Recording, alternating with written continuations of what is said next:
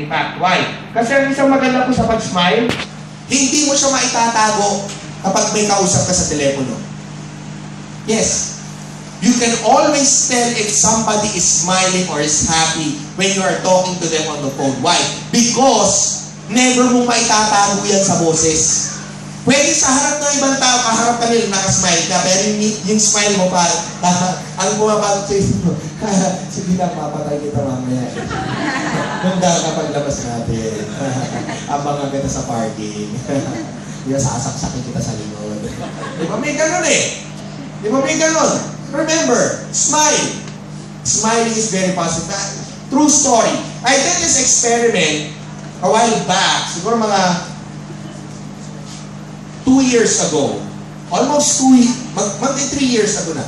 Just as long as I was doing network marketing. So, sabi ko, I tried. Sabi ko, smile, smile, smile, positive. Sabi ko, alam ko naman positive yung smiling. But, sabi ko, I doubt kung lahat ng tao mag-smile back sa akin. So, I did an experiment. So, nung ako ay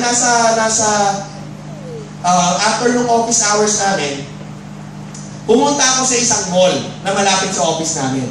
So, I did an experiment. Yung experiment ko, for 1 hour, wala akong gagawin kung hindi ngiti ang lahat ng makakasalubong ko. Tapos, titignan ko kung gaano karaming tao ang mag-smile back sa akin. Diba? So, yun yung experiment ko. So, kahit nakakakaba, kahit isipin ko mukha akong baliw, o kung ano magalit sa akin yung tao, baka masuntok ako, kung ano, di ba? Sabi ko, sige, harapin ko yun. I just want to know their reactions. So, pasok ako sa mall, okay, 1, 2, 3, okay, so, smile. Eh, di ba sa mall ang mga naglalakad doon? May nakayutong ganun, may naglalakad ng kala mo, nag-window shopping lang, yung dahan-dahan maglakad. May naglalakad na may kasama, may kakwentuhan, may naglalakad na mabilis, sa kala mo, galit. Di ba ganyan? May naglalakad na kala mo, malungkot. So, sabi ko, okay, iba-ibang klase tao, iba-ibang mga reactions sila, iba-iba yung iniisip nila. So, pasok ako sa mall. Pagpasok sa mall, lahat talaga, as in lahat, ng makatinginan ko, makasalubong ng mata ko, smile.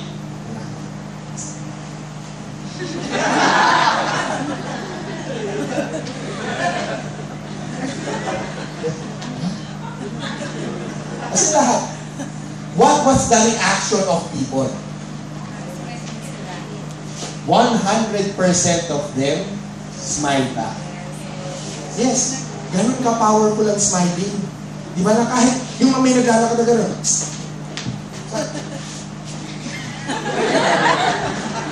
Yung may naglalakad na kasama ng tingin mo. Tingnan mo. Di ba? Then smile back. Subukan nyo. Subukan nyo habang naglalakad-lakad kayo dyan. Pero ayusin yung smile nyo. Baka naman yung smile nyo po. Titignan mo pa, lalo na sa lalaki, ba?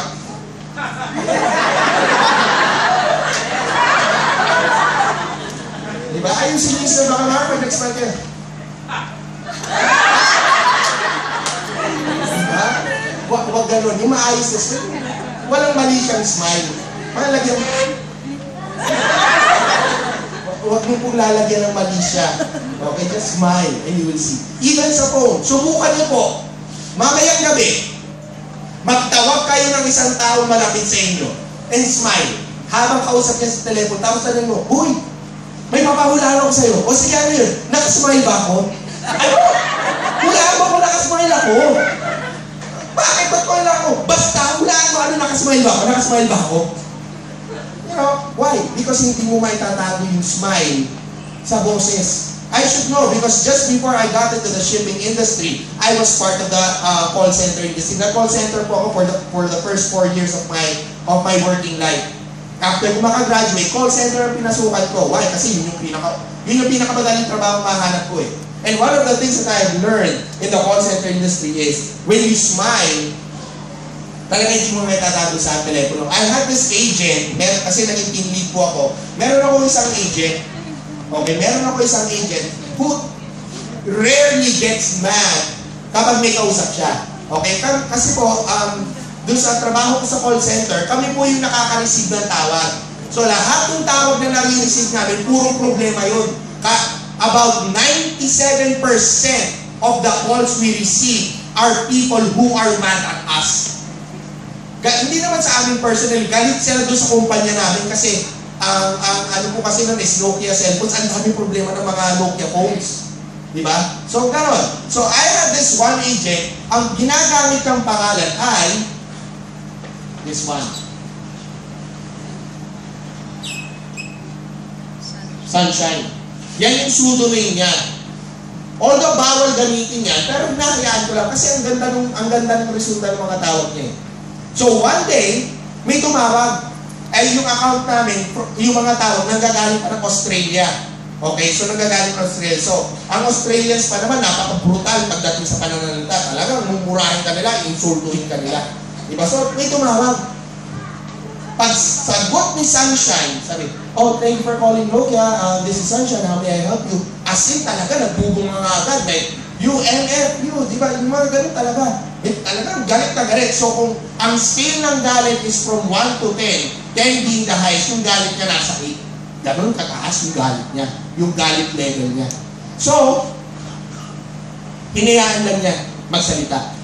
Tapos yung pagkatapos magsalita nung kausap ng matandang babae, so, inulit niya, okay, by the way, my name is Sunshine, so this is what I need you to do. Can I get your cell phone number? Diba? So, sabi niya yung kausap niya matanda, can you repeat your name again? As in, galit pa. My name is Sunshine. Nung narinig nung matanda ng maayos yung pangalan niya, Sunshine? Your name is Sunshine? Yes, my name is Sunshine. Can I please have your cell phone number? Diba? Yung galit ng matanda, pagkabigay ng cellphone number niya, from an 8, went down to a 2. Ganun. Why? Just after hearing the name, Sunshine. And at the same time, when Sunshine was answering the call, she was smiling. Ganun ka-positive. Ang smiling. It can infect people. Why? Because positivity is very contagious. Meron din ako naging agent nun. Sa Sony naman. Okay? When I was with Sony, meron ako isang agent, ang pangalan niya is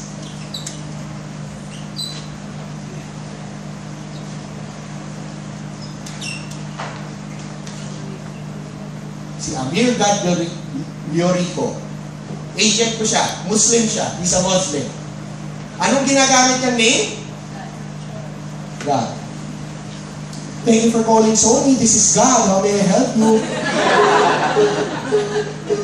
Siya may pinakamaraming tawag na nare-receive araw-araw. Bakit? Kasi wala sumasagot sa kanya. Thank you for calling Sony. This is God. How may I help you? Thank you for calling Sony. This is God. How may I help you? Please forgive me for all of my sins. Ganun. Diba? Ikaw ba naman, gawin mong negative sila, ewan ko, hindi ka tamaan ng bigla kahit may bubong. Diba? So if you can see, positivity is something that we can use to infect people. Naintindihan po? Okay. Next is, stop your negative self-talk. Ano yung negative self-talk na yan? Yung parati yung sasabihin yung sarili nyo, hindi ko kaya to. Ang hirap-hirap, hindi ko magagawa to. Stop your negative self-talk. Why? Remember, what your mind believes becomes your reality. Sino dito yung hirap sa math? Taas ang kamay. Madami. Sino dito sa inyo ang sinasabi na kapag binibigyan kayo ng math question, ang sinasabi nyo, ay naku, wag mo ko talangin yan, hindi ako magaling sa math. Taas ang kamay. Alam niyo, hindi kayo gagaling sa math. Why? Kasi sinasabi niyo sa sarili niyo, hindi kayo magaling sa math. Diba? That's the one thing na, you know, a lot of people say, ay naku, magkukutan mo dyan, hindi ako magaling dyan. Ay, huwag mo papagawa sa akin yan, hindi ko kaya yan. Talaga hindi mo nga magagawa. Why? Kasi sinimula mo sinabihan mo na yung sarili mong hindi mo kaya. Remember, kung anong pinaniniwalaan ng utak natin, pag sinabihan mo yung utak mo, o yung utak natin na hindi natin kaya isang bagay, asahan mo, hindi mo magagawa yan. Why? It's a negative self-talk. Diba? Remember, stop telling yourself you cannot do anything. Lalo na kung lalaki ka. Why? Because you have this unique ability to excel in everything. Lalo na kung babae ka. Why? Because women have this very unique ability to do everything. Di ba? So, ibig sabihin, kung gano'n naman pala tayo ginawa, ibig sabihin lahat tayo pwedeng maging successful. Nasa sa atin lang yan kung gusto natin o hindi. Di ba? So, stop your negative self-talk. Distract yourself from your negative self-talk by learning a new skill or acquiring new knowledge in your business. Do not discuss your troubles until you are emotionally stable. Anong ibig sabihin niya? You know, yung personal nating buhay, minsan nadadala natin yan dito sa real. And it's normal. Normally, sinasabi natin, huwag mong dadalhin yung personal mong buhay sa buhay mo sa negosyo. Magkahiwalay dapat yan. Pero sa atin, hindi natin magagawa yun. Why? Kasi yung negosyo natin, 24/7 tumatakbo. Diba? Kahit nasa bahay ka, pwede ka mag-royal. Kahit nasaan ka sa mundo, pwede ka mag-royal anytime, anywhere. So, hindi mo maiiwasan na madadala mo yung personal mong buhay dito sa negosyo. But remember, kung meron kayong problema, huwag kayong basta-basta magkikwento kung hindi nyo kaya. Okay? Kung hindi nyo kaya na magkwento ng maayos at bigla na kayo hahagulgul ng iyak, huwag nyo na munang ikwento. Diba? Always remember, before you tell your troubles to other people, make sure that you are able to tell your story properly. Hindi, let's say, nag-away kayo ng asawa mo. Di ba yung asawa mo, sumakabilang bahay na, sumama na sa iba. Di ba? So masakit yun. Talagang makikita sa iyo, makikita ka, meron kang kasama sa royal, di ba? Oh, ay, anong problema? Parang, ba't namumugto yung mata mo? Kahapon lang, okay na okay. Anong problema? Nag-away ba kayo ni pare? Si pare, sumama na sa ibang babae. Ha? Ano nangyari? Ganito kasi nangyari. Kasi ganito kasi ganyan. Di ba? Nagagulgul ka. Tapos syempre, habang nagagulgul ka sa office, nakikita ka na iba, oh, bakit umiiyak yan? Kasi si pare mo, sumama na sa ibang babae. Kasi ganito ganyan. Lahat na lang, kaya kwentuhan mo. Di ba kahit kung hindi naman nagpapakwento, uy, halika din pala na bilong sa'yo. Si pare mo, sumama na sa ibang babae. Di ba? It will distract everybody. Hindi, bukod sa negative ka na, pati ibang tao ginagawa mong negative, tinitigil nila nagiging unproductive sila. Why? Kasi gusto lang nila makinig sa'yo dahil iniistorbo mo sila. So remember, kung meron tayong problema, hanggat hindi natin siyang kayang ikwento, nang hindi ka umiiyak, huwag mong ikwento. Di ba? Kapag sa tingin mo, na kaya mo na siyang ikwento nang hindi ka umiiyak, na hindi ka naman i-istorbo ng iba, sige, magkwento ka, wala naman pipigil sa'yo dyan eh. Diba? Kung carry bells mo na yung ikwento, aba, sige lang. Diba? Aura! Umura bells ka. Diba? Walang etchos dyan. Diba? Diba? Tsaka sila kung diba, ayaw nila. Diba? Bahala sila sa buhay nila, diba? Ano akala nila sa aketch? Diba? Diba, baka isipin nyo, ganun ako. Diba? Ako po, lalaki. Lalaki mo talaga. So remember, do not discuss your troubles until you are emotionally stable. Use your time by being productive so there will be no more time left to be negative. And of course, list down the 5 things you are grateful about. This one, I would like to require everybody. Assignment nyo po ito pag-uwi ninyo. Ilista nyo po yung 5 bagay. Anong 5 bagay, sir? Yung 5 bagay na kahit mawala ang lahat, mawala ang yaman, mawala ang royal, ilista nyo po yung 5 bagay na ipagpapasalamat natin sa Diyos na binigay pa rin niya sa atin, kahit mawala ang yaman. Diba? List them down. And every time you feel that you will not become successful, look at them. Look at them. Makikita mo, sobrang blessed mo pa rin kasi meron ka niya 5 bagay na yan. Naintindihan po? Yes. Okay, very good. And of course, surround yourself with positive people. Avoiding negativity. So, how do we avoid negativity? Do not dwell on your negative thoughts brought about by our reactions. This needs constant practice. Yan. It needs constant practice. Hindi pagkatapos mo dito, ay, sobrang positive na ako, grabe, never ako magiging negative. Ay, nadapa ka, okay lang yan, kaya ka nadapa, may lesson yan. Diba? Diba? Ay, nasagasaka ka, okay lang yan, wag mo isipin nasagasaka ka, merong lesson yan. Diba? Remember, it will take a lot of practice. True story. I did this same training sa Pasay office natin. Okay? Isa sa mga bagong bukas natin ng offices. I did the same training sa Pasay. So, nung after ng training ngayon, everybody's what? Wow! Hi! Happy kami! Di ba? High on positivity kami. So, ganon. So, nung pauwi na ako, dumaan ako ng Rojas Boulevard and then Espanya. Yung Espanya po, yun yung kalsada kung saan mo makikita yung University of Santo Tomas. So, yun. So, doon ako dumaan. Gabi na. Ngayon, nung nasa may stoplight, medyo nasa may bandang left side ako, second lane to the island. Kung ito yung island, ito yung isang lane, nandito ako sa lane na to. So ngayon, nung nag-go na, hindi dumiretso ako. Ngayon, dito sa tabi ko, merong jeep. Tapos, kung medyo naunahan niya ako ng konti, bigla na lang akong kinatagano. Nag-swerve talaga siya. Muntik kong tamaan yung kotse sa katabi ko. Kasi pag-swerve niya, lumiko rin ako pa ganun. Di ba, biglaan eh. Kasi bigla pa lang may sasakay. Di ba? So, anong ginawa ko? Sabi ko, walang yan to. Baba ko lang. Huwag walang yan ang bahis ng pagkamalan. Bubukin kita dyan eh. Di ba? As in, sinabi ako ganun. Tapos, nagmura talaga ako. PI mo, ganyan. Di ba? Tapos, diretso na naman ako.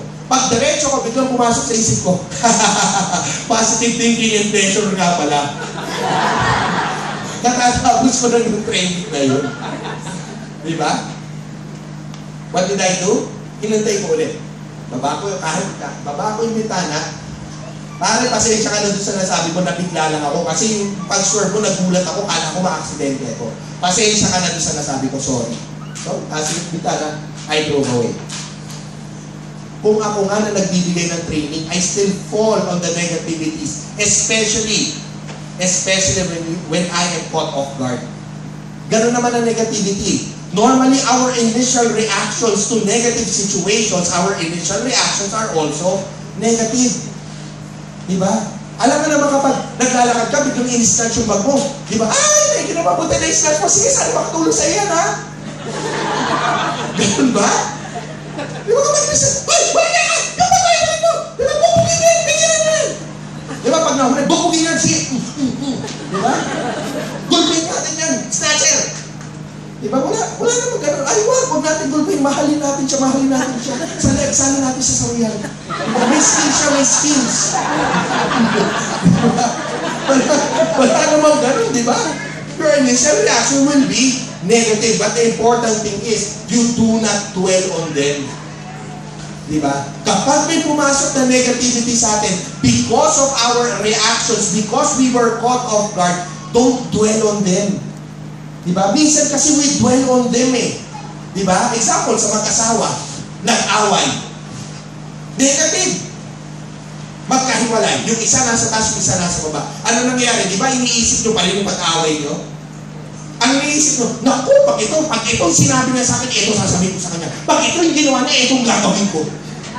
Tapos, ganun din yung naku, ito, subukan lang niya sabihin sa akin, itong gagawin ko. Subukan lang niya sabihin sa ano kaya itong isasabihin ko, pamukha ko sa kanya ganito. Naku, subukan lang niya pamukha sa kanya. Kung ito talaga sasabihin ko sa kanya. Tama, mali. Ganun eh. We dwell on the negativity. Imbis sana na, naku, ayoko na ganito, nag-aaway kami.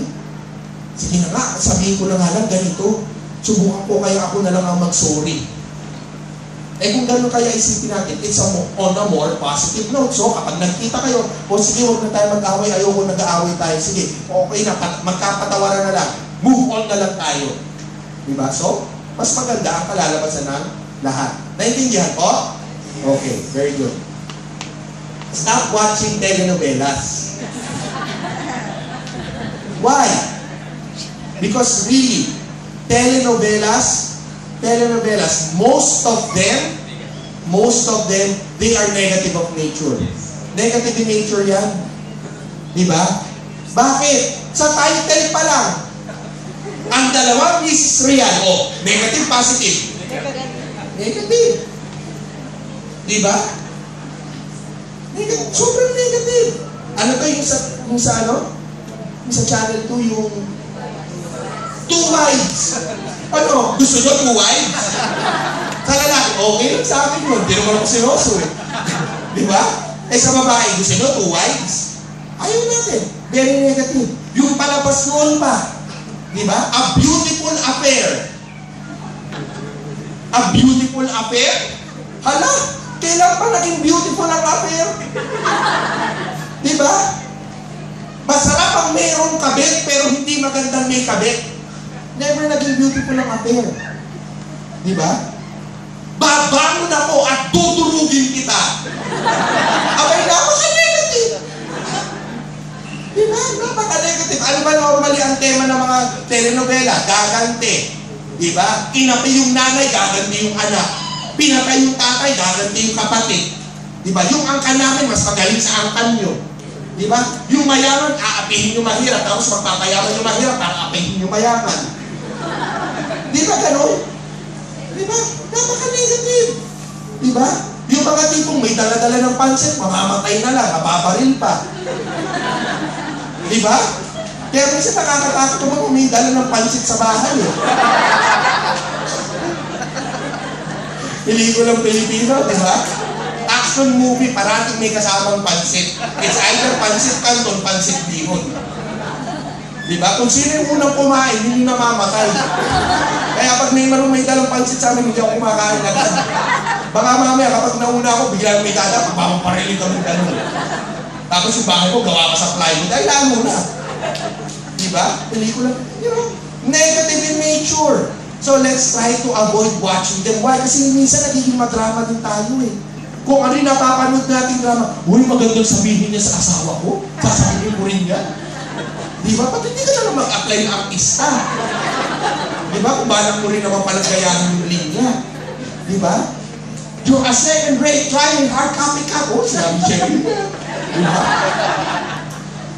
You know, please, avoid watching them. Why? Because it is negative in nature. Yan. Stop complaining. Because you just become part of the problem, be part of the solution. Yung nagre-reklamo. Diba? Pag may problema, ang kailangan dyan, solusyon, hindi reklamo. Okay lang naman po, it's normal that we complain. It's a normal thing. Pero ang pagre-reklamo po, hindi po yan yung parati. Isang beses na magreklamo ka, okay lang yan. 2 beses na magreklamo ka sa parehong bagay, o kung sa kahit anumang bagay yan, dahil pangalawang beses mong gagawin na pagre-reklamo, it's more than enough. 3 beses ka magre-reklamo, parte ka ng problema, hindi ka nakakatulong. For me, I'm one of the persons na maikli ang pasensya ko sa mga taong mareklamo. Why? Because instead na nag-e-exert ka ng effort, kakareklamo, bakit hindi ka mag-exert ng effort sa pag-isip ng solusyon? Tumulong ka, kasi hindi nakakatulong ang pagre-reklamo. Diba? So stop complaining. Pag may pinagawa si Upline, gawin mo muna bago ka magreklamo. Diba?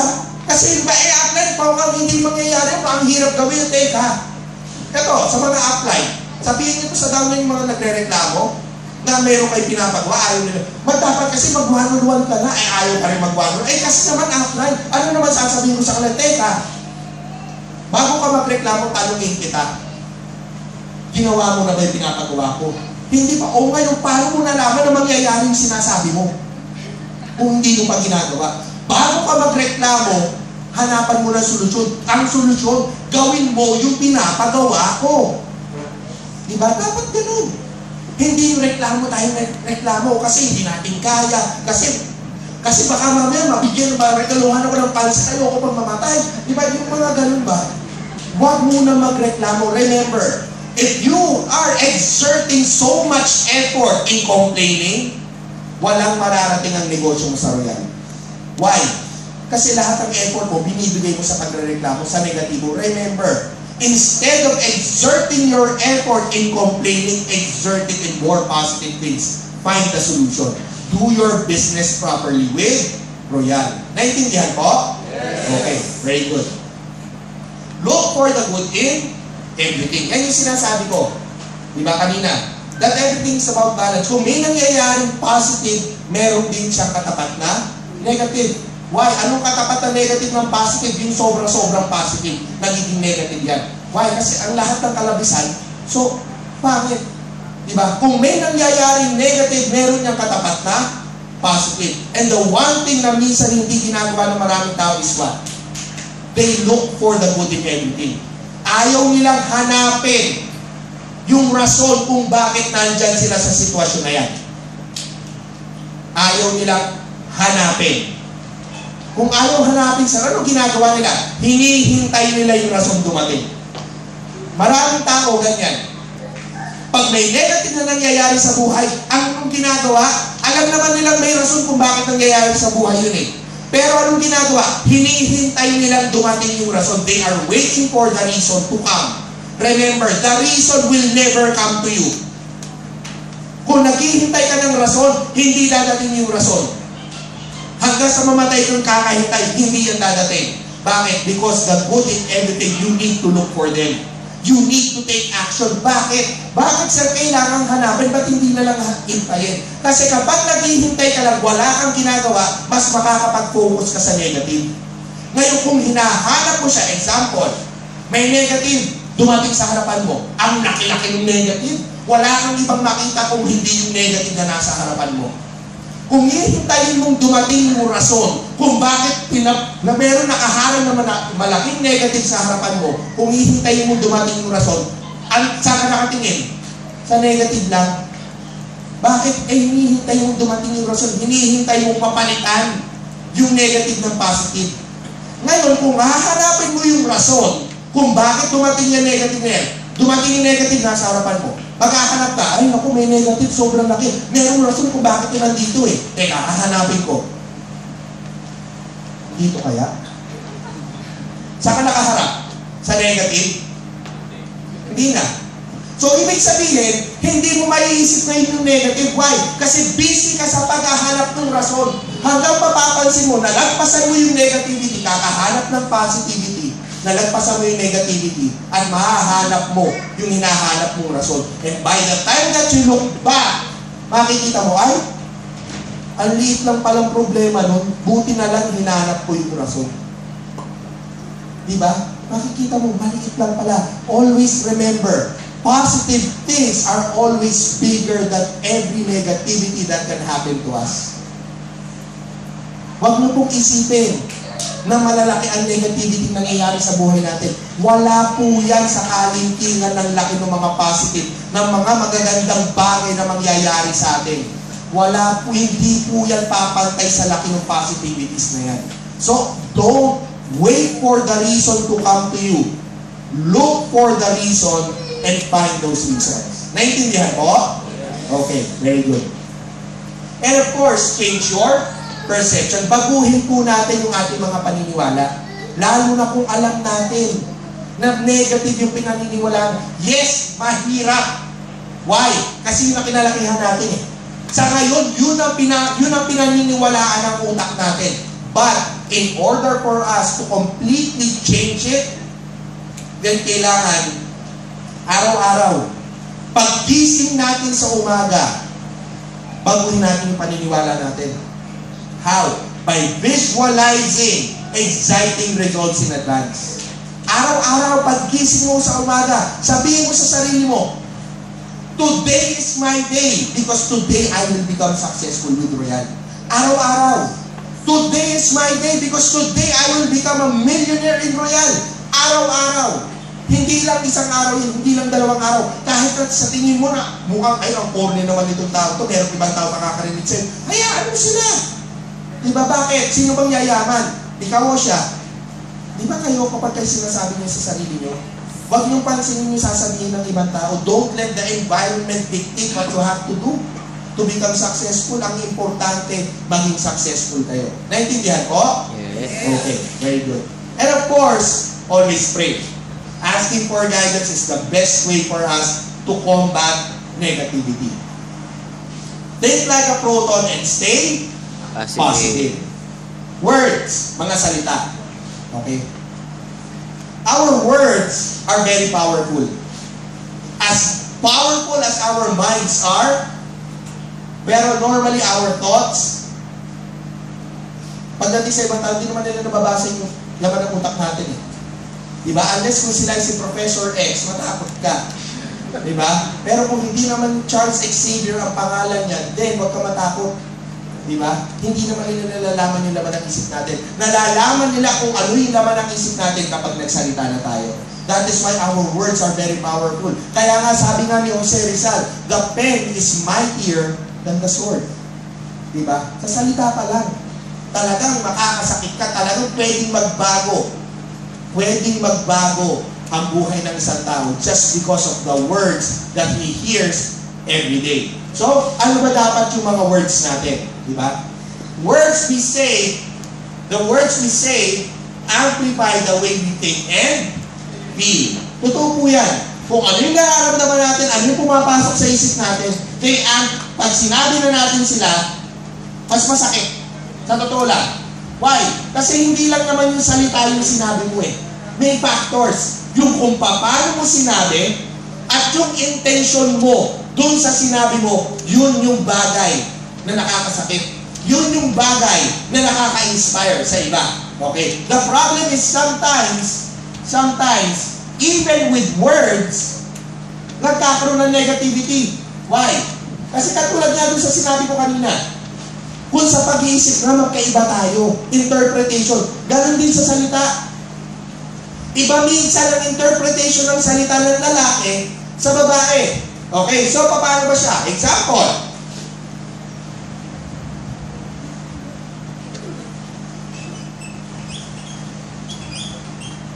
Pakibasa. Oops.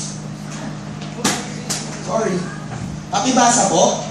5 minutes. Pakiulit. 5 minutes. 5 minutes. Anong pinagkaiba ng 5 minutes sa lalaki at babae? Sa lalaki, ang 5 minutes, 5 minutes. Example. Hoy, Han, bilisan mo. Naku, baka mali tayo sa training ng Royal. Ayokong mali. Gusto kong masimulan nyo sa umpisa. Kailangan 5 minutes, busy ka na para makaalis na tayo. Ganun ba? Sige, magbibis na ako. After 5 minutes, busy na yung lalaki. Ano? Halika na, nakabihis ka ako. Tapos ka na ba? Alis na tayo para hindi tayo mali. Teka lang, 5 minutes pa. After 5 minutes, tapos na 5 minutes. Anong malilit? Magsa 10 minuto na tayo, hindi maalis. Saglit nga lang, 5 minutes pa nga, di ba? Yung 5 minutes ng babae, 1 oras. Magkaiba ng interpretation. Okay?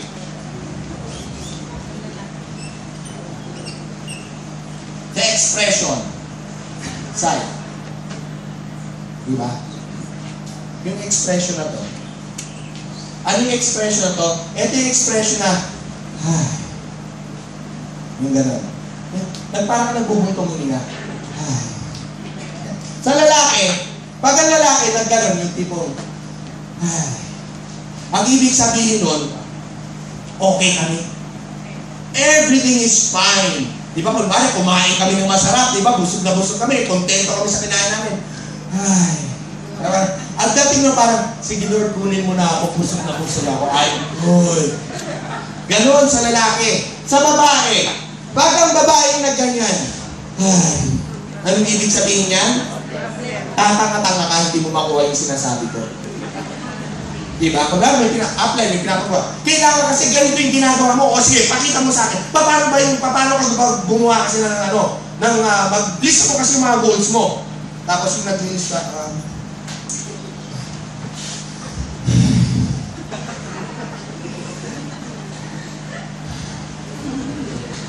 diba?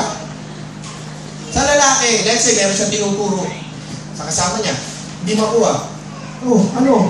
Hindi mo makuha. Bahala ka. Basta sinabi ko na sila kung ano kailangan mo gawin. Pag-aralan mo, bahala ka na. Basta bahala ka na ha. Ang importante, alam mo na yan. Tinuro ko na sa iyo. Ganun ang lalaki. Ang babae, umalis ka naman. Diyan ako lang gagawa dyan. O, diba? Tama mali. Difference of interpretation. Diba? Number 3.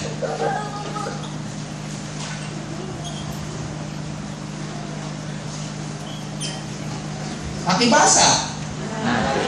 Nothing. Alam naman natin. Sa lalaki, ang nothing.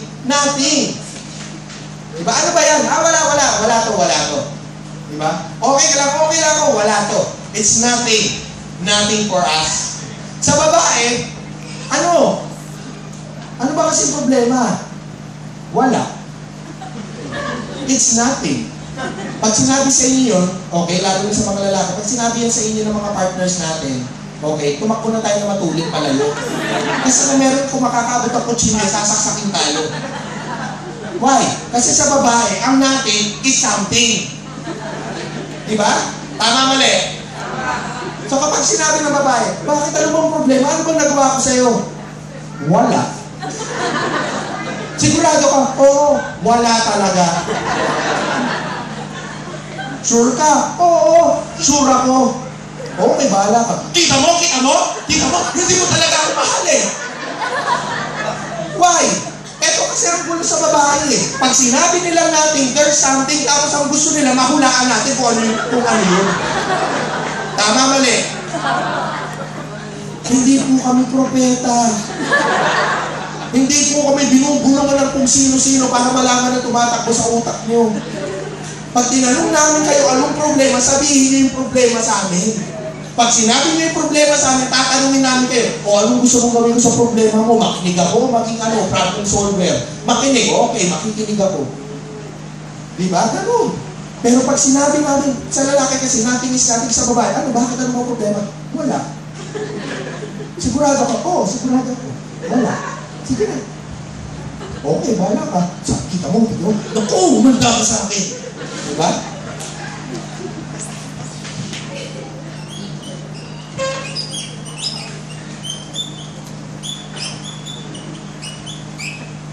Pakibasa. Go ahead. Sa lalaki, pag sinabi namin go ahead, o sige, go ahead. Ibig sabihin, go ahead. Sige, lakad ka. Move on. Move. Ang babae, pag sinabi niyang go ahead, ano, sigurado ka? Oo, sige. Sumauna na ako ha. Sige, go ahead. Hindi na. Go ahead. Sige. Go ahead. It's nothing. Pag sinabi ng babae go ahead, huwag mong gawin. Kasi pag ginawa mo at yan, lumapit ka sa kanya at may hawak na kutsilyo, talagang mamamatay ka. Itatarak niya sa puso mo yung kutsilyong hawak niya. Pag sinabi ng babaeng go ahead, huwag mong gawin. Diba? Diba gusto mo pumunta sa kaibigan mo? Sige, go ahead. Baka may problem, it's nothing. Sige, go ahead. Diba? Pag gano'n, magbihis ka na ulit, manood ka na lang ng TV sa bahay. Okay.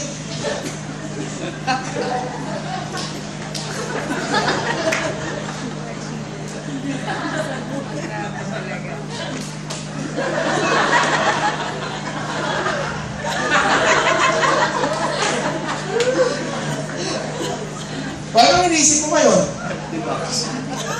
Nothing. Hindi naman. Alam ko na halo. Diba? So, even with words, dapat alam natin, gamitin ng tama yung mga salita natin. Why? Because sometimes the interpretation is either it confuses us or it gives us a different interpretation, giving us negativity. Remember, dapat alam natin yung sasabihin natin. Why? Especially if it can confuse people. Katulad ng mga ganitong salita.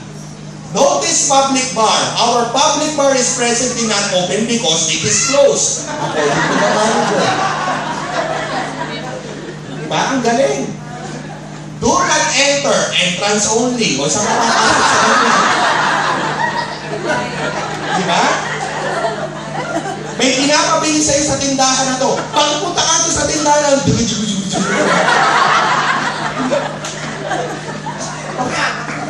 interpret yan.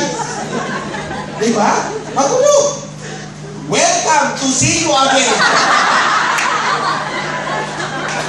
Alam mo, gusto ko makita o gusto ko paalisin. Diba? Magulo sila. Gusto mo manood ng sine.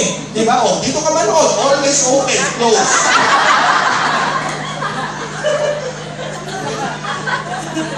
Magulo sila. Diba? Magulo kausap. Diba? Ngayon, kung gusto mo pumunta sa kulinarya, dito ka pumunta. Sa Alipog Memorial Services. Where everybody will look sexy. Diba? maganda ang makeup, ang damit nila hindi barong. Bikini at trunks ang nilalagay sa'yo. Diba? At least namatay kang may alindog sa katawan. Diba? Pag nakita ko ng mga bisita, wow, maalindog talaga. Ang lumin dito. Alam niyo, sa totoo lang, you know, that is one of the businesses that I want to put up. Memorial services. As brutal as it may be. Pero isa po yan sa mga negosyo na sobrang ganda. Why? Kasi araw-araw may namamatay. And, totoo naman. You know, but the big reason why I wanted to do that was this. Because there was this time na meron kami kamag-anak, biglang namatay. Yung, actually, uncle ko yun. Uncle ko, bigla. As in, bigla siya kinuha ni Lord. Biglaan. Diba? So, syempre, nagulat yung lahat. Kasi mas bata siya sa daddy ko. As in, parang halos kabarkada namin. So, nagulat lahat. Diba? So, ngayon, since biglaan, walang plano, diba? Hindi alam na gano'n na mangyayari. So, pumunta kayo sa memorial services. Tinaga sila ng memorial services. Yung normal na sinisingil na 50 to 60,000 pesos, kasi sila biglaan, siningil sila ng 200,000 pesos. Biruin mo, 200,000 pesos. Ang laki ng jump kasi lang biglaan. Walang plan. Diba? So sabi ko, ay kung ganyan, sabi ko maganda palang negosyo na tayo ka ng negosyo ng memorial services who will cater to those people na yung mga biglang namamatay, tapos kailangan na maayos yung memorial services. So sabi ko, yan ang isang negosyo gusto ko itayo. The problem was, ano ang ipapangalan ko sa negosyo ko? Siyempre yan, kuha na yung alindog, maganda sana pangalan. Diba? Meron na nakakuha ng St. Peter.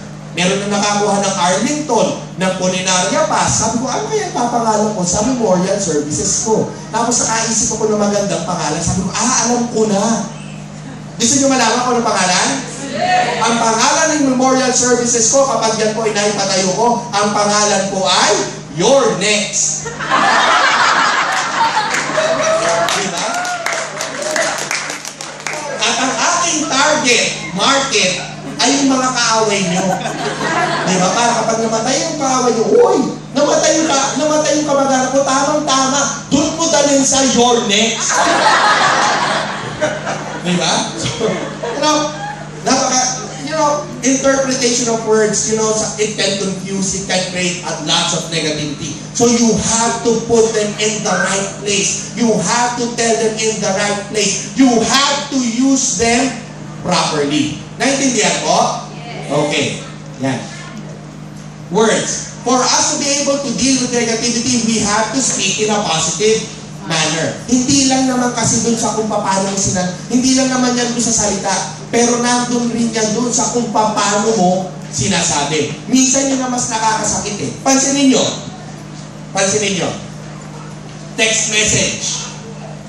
Kapag nagbabasa kayo ng text, nararamdaman na nagsasend sa inyo? Yes. Nararamdaman nyo? Yes. Bakit? Kung tutusin, electronic device yun. Paano mo nararamdaman na yung tinetext sa'yo, niloloko ka? Paano mo nararamdaman na yung sinend sa'yo yung text, iniinsulto ka? Paano mo nalaman na yung sinend sa'yo yung text, yung kausap mo, galit sa'yo? Paano mo nalalaman? Text lang yun. So words, nararamdaman mo yung emotion nila. Why? Because while they were texting it, may kasamang emotion. Merong intention, merong intent kung paano siya sasabihin. So kapag sinend sa'yo, nararamdaman mo. It's a link between people. Okay? So kinakailangan, when we are encountering negativity, when we want to change them into something positive, remember the manner of saying them. Kinakailangan, positive din. Every time you have a negative experience, ask yourself, what is the positive side of the said situation?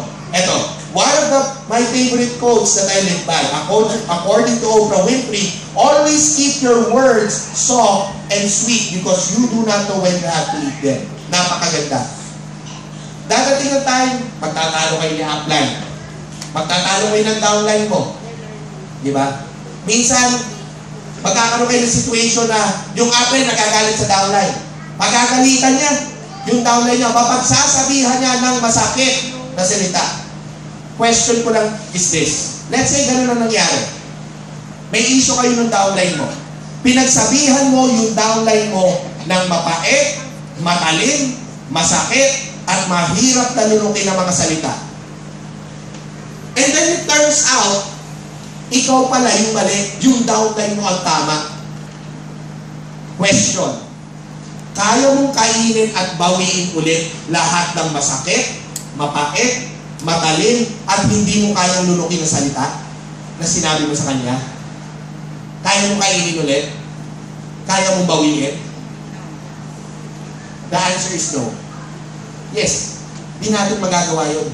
So ano nangyayari? It breaks relationships. It burns bridges. Bridges na never nang kaya ibalik sa dati. So always remember, magpigil tayo ng emosyon natin. Kung magagalit tayo, pick the words that you have to say. Always remember to keep your words soft and sweet para kung sakaling tayo yung mali at kailangan natin bawiin at kainin, yung sinabi natin, kaya natin lulukin. Why? Kasi nasabi natin ng maayos. Naintindihan ko? Okay, very good. Yan. I want you to watch this video. Okay? Yan. Please watch the videos.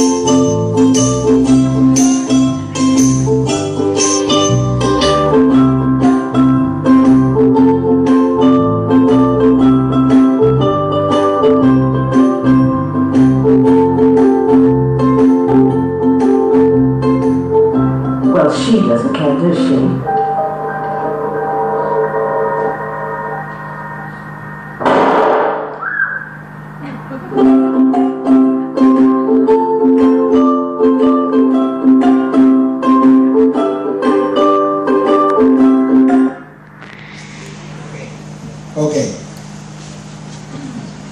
2 videos. Gusto niyo yung videos? Yes. Ganda, no? 2 videos. First video, blind man. Ordinary sign, I'm blind, please help. Then a lady comes, changes the sign, then everybody gives him much more. Then lady comes back again, what did you do to my sign? Diba? I wrote the same, but used different words. It's a beautiful day, I can't see you. Second video was a girl. A girl having a very good day. Diba? Everybody having a good day has a balloon at their backs. Diba? Nakita niya yung gusto niya kainin. She wanted to eat the most scrumptious cupcake. Tapos she turns around and sees a group of women na walang balloons. Diba? Well, she doesn't care, does she? Her balloon pops. Nasira yung araw niya. See how powerful our words can be to people. Diba? May ibang tao na may pinagdadaanan na minsan ang kailangan lang positive words para magbago yung araw nila. Diba? May mga tao, remember, lahat ng tao nakakasalubong natin, whether kaibigan mo man yan, best friend mo man yan, o tao lang nakakasalubong mo, hindi natin alam kung anong pinagdadaanan nila sa buhay. And sometimes they just need positive words to change everything around for them. But sometimes what do a lot of people do? What a lot of people do is we burst their bubble. Diba? Ba't ang saya-saya mo? Bakit? Bakit? Anong cause para maging masaya? Diba? Eh hindi mahirap yan. Hindi mo kaya gawin yan. Diba? Remember, choose your words properly. Why? Because our words can either destroy people or help people. Ganun po ka-powerful ang words natin. Now, katulad din ng negative and positive thoughts, it is also our choice whether to use positive words or negative words. Always remember, lahat po ng gagawin natin may consequence. Diba? If you choose to use positivity in a good way, diba? If you use positivity in your decisions, ang consequence niyan, maganda rin. But when we use it in negative things, our words, the way we say them to hurt people, to burst their bubbles or balloons, remember, may repercussions din yan. Meron din yung consequence. And the question is, for negativity, ang consequences nga, makakabangon ba tayo o hindi? Naintindihan po? Okay, very good. So we go to actions. Actions to be linked with fun. Invitation and sponsoring, retailing, public speaking trainings, rejections, and one-on-ones. In doing royal, it should be pleasurable and fun. Sir, paano ko naman gagawin pleasurable yung invitation? Ang hirap-hirap nga. Diba? Ito maganda, sponsoring, yan, masaya yan, pero invitation, mahirap. Retailing, ang hirap kaya yan, magbenta-benta. Ang hirap kaya magsilita sa harap ng maraming tao. Diba? Training, okay pa, pero rejection, paano ko sasaya sa rejection? Ang hirap kaya mag-one-on-one, ano naman sasabihin sa kanila? Remember, kung hindi nyo may enjoy yung ginagawa nyo sa real, lalo lang humihirap yung ginagawa nyo sa real. Kung hindi nyo enjoyin. Why? Kasi kung enjoy kayong ginagawa ang isang bagay, kahit anong pagawa sa inyo, okay lang. Okay lang. Sino po dito employees pa? Nasa kamay. Meron po ba? Ayan, marami pala, employees. Sa mga employees, tanong ko, honestly, do you still love your job, being an employee? Yes? Yes? Honestly, do you still love your job, being an employee? Yes or no? Yes. Sino nagsabi yes? Nasa kamay. Yan. For those people who says yes, ako, I will say yes. For those people who will say yes, kahit anong magawa sa'yo, gagawin mo? Wholeheartedly. Will you give your best to it? Yes. For me, example for me, when I changed my career, hinanap ko, okay, ayoko na sa shipping. Gusto kong maglipat ng ibang career. So I asked myself, ano ba yung isang bagay na gustong-gusto kong ginagawa na pwede kong pagkakitaan? So sabi ko sa sarili ko, ang isang gustong-gusto kong ginagawa is kapag tinetrain ko yung aking mga empleyado, yung mga taong at nagre-report sa akin. Kapag nagsasalita ako sa maraming tao, kapag may kumukuha sa akin para maging speaker doon sa community namin o kung saan man, gustong-gusto ko yun. So sabi ko, magpasok kaya ako bilang trainer. So pumasok ako as a trainer. Naghanap ako ng kumpanya and that was the first time na nakita ko yung first network marketing company ko. Diba? I was then a trainer with them and a business developer. And bilang isang trainer sa kanila, and I really wanted to do training, and I really enjoyed what I was doing, and I didn't mind kung ako yung trainer dun sa dati kong company, kung ako lang yung tanging trainer na nakakagawa ng lahat ng trainings.